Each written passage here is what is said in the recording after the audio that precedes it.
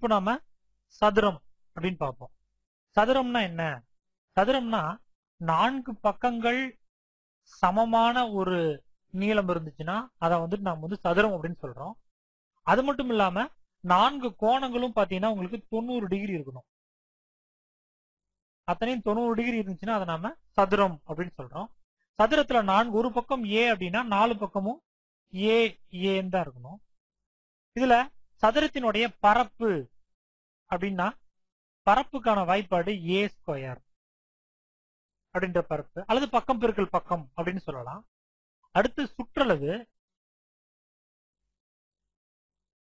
சுற்றளவுக்கான formula 4 பக்கத்துக்கு கூட்டணும். 1A 2A 3A 4A 4A அப்படிங்கிறது சுற்றளவுக்கான வாய்ப்பாடு. அடுத்து இதுல சதுரத்துல இன்னொரு முக்கியமான விஷயம் என்னன்னு கேட்டீங்கன்னா மூலைவிட்டம்.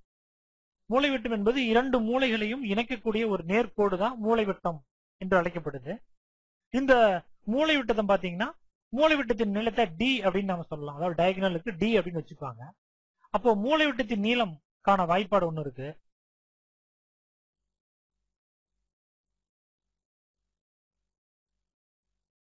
√2a. இங்க ஏங்கிறது பக்கத்தின் அளவானா அதை √2ஆல பெருக்கிட்டீங்கன்னா உங்களுக்கு மூலைவிட்டம் கிடைக்கும். அப்போ சதுரத்தை பொறுத்த வரைக்கும் நமக்கு இந்த 3 ஃபார்முலா இருக்கு. இந்த 3 ஃபார்முலாக்களை நாம வந்துட்டு ஞாபகம் வச்சுக்கணும். இந்த 3 ஃபார்முலாவை பயன்படுத்தி எப்படி அந்த குறிப்பா போட்டித் தேர்வுகளில் கேட்கப்பட்ட கேள்விகளுக்கு விடை கண்டுபிடிக்கலாம் அப்படின்னு இப்ப நாம பார்ப்போம்.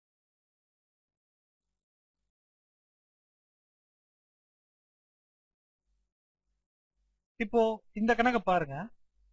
இது பாத்தீங்கன்னா டிஎன்பிஎஸ்சி குரூப் 4ல 1997ஆம் வருஷம் கேட்ட கேள்வி.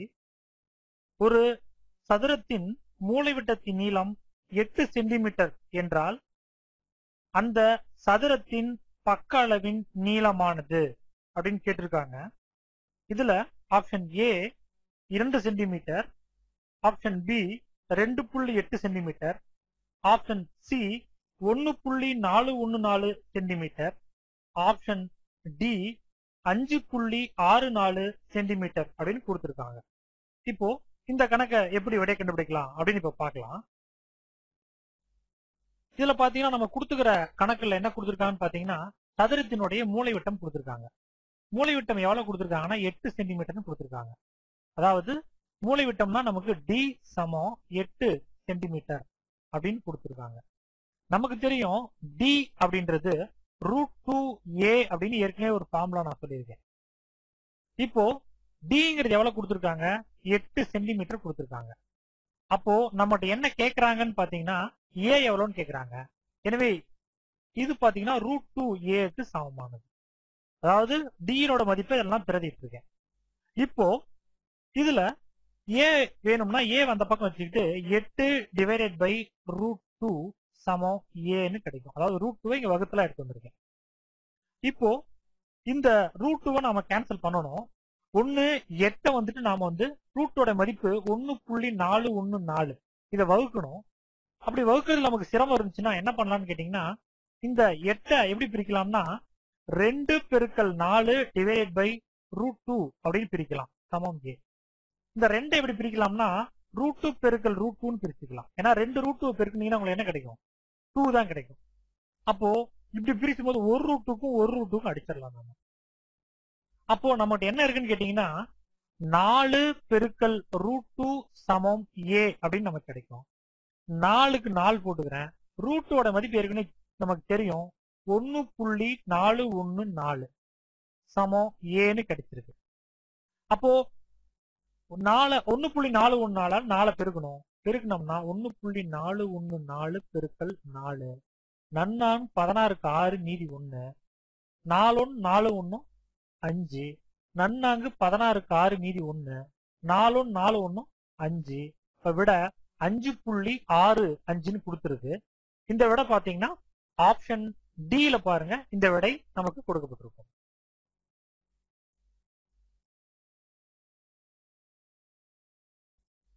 இப்போ செவ்வகத்தை பத்தி பார்க்க போறோம். செவ்வகம் என்பது என்ன அப்படின்னா செவ்வகம் என்பது அதாவது எதிரெதிர் பக்கங்கள் சமமா இருக்கணும். அதாவது இந்த பக்கமும் சமம், இந்த பக்கமும் சமமா இருக்கணும். இது ஒரு கண்டிஷன். ரெண்டாவது கட்டுப்பாடு என்னன்னு பாத்தீங்கன்னா 4 கோணங்களும் 90 டிகிரியா இருக்கணும்.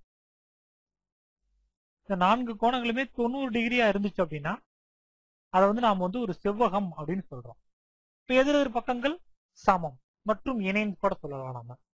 இதுதான் செவ்வகம் அர்த்தம். செவ்வகத்துக்கான பரப்பளவுக்கான வாய்ப்பாடு பாத்தீங்கன்னா அதாவது எல் இன்டு பி, அதை நம்ம நீளம் பெருக்கல் அகலம் கூட சொல்லலாம். இங்க எல் அப்படிங்கிறது பாத்தீங்கன்னா நம்ம நீளம் அப்படின்னு சொல்லலாம். பி அப்படிங்கறத நம்ம அகலம் அதாவது அகலம்னு சொல்லலாம். இங்க பாத்தீங்கன்னா சுற்றளவு, சுற்றளவுக்கான வாய்ப்பாடு 2 இன்டு எல் பிளஸ் பி அப்படிங்கிறது சுற்றளவுக்கான வாய்ப்பாடு. இங்கேயும் எல்ங்கிறது நீளம், பிங்கிறது அகலம். அடுத்து இதனுடைய மூலை விட்டம். மூலை விட்டம் என்பது செவ்வகத்தினுடைய 2 முனைகளை, அதாவது 2 அடுத்த முனைகளை இல்ல 2 முனைகளையும் இணைக்கக்கூடிய ஒரு நேர்கோடு தான் மூலை விட்டம் என்று அழைக்கப்படுகிறது. இதை கண்டுபிடிக்க வாய்ப்பாடு பாத்தீங்கன்னா √L² பிளஸ் D² அப்படின்றது மூலை விட்டம் கண்டறிவதற்கான வாய்ப்பாடு. இப்போ இந்த செவ்வகத்தை பற்றிய சில கணக்குகளை நம்ம பார்ப்போம்.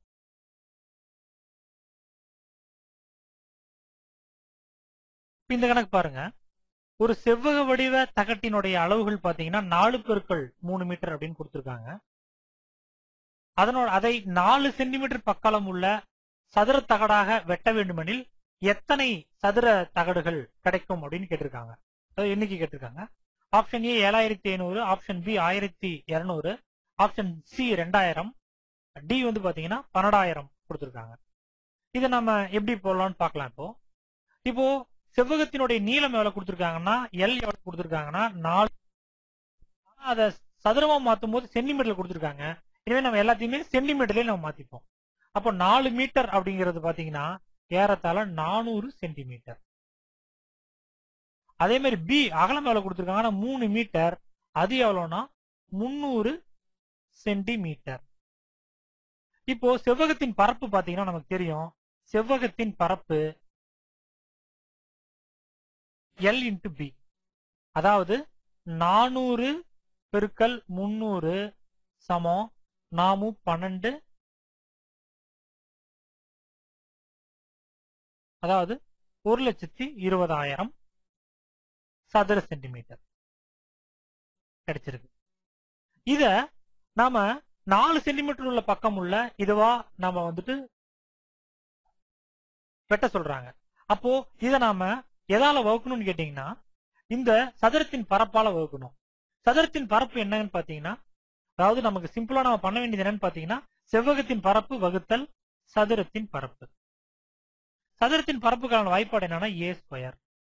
இதோடைய இது பாத்தீங்கன்னா 4x4, ஏன்னா 4 சென்டிமீட்டர் கொடுத்திருக்காங்க. இதை நன்னாங்க போட்டீங்கன்னா உங்களுக்கு 16 கிடைக்கும். 4 நாளைக்கு பெருக்கினீங்கன்னா இப்ப அந்த 1,20,000 16ஆல நம்ம வகுக்கணும். வகுத்தீங்கன்னா நமக்கு பாத்தீங்கன்னா நம்ம இதை எளிதா அடிக்கலாம். எப்படி அடிக்கிறதுன்னு இப்ப பார்ப்போம். 4ஆல் அடிக்கலாம். நன்னாங்கு 16, இங்க முன்னாங்கு 12, மீதி இருக்கிற அந்த 4 பூஜ்ஜியத்தையும் போட்டுக்கிறேன். அடுத்து திருப்பி அடிக்கலாம். 2 2 4, இங்க அடிச்சீங்கன்னா 30,000த்துல பாதி 2ஆல வகுத்தீங்கன்னா உங்களுக்கு 15,000 கிடைக்கும். திருப்பி 15,000 2ஆல வகுத்தீங்கன்னா உங்களுக்கு 7,500 கிடைக்கும்.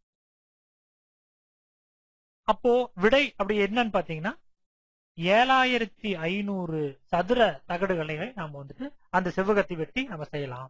இந்த ஆப்ஷன் அப்படின்னு பாத்தீங்கன்னா உங்களுக்கு, அதாவது ஆப்ஷன் ஏல கொடுத்திருக்காங்க 7,500 என்பது சரியான விடை.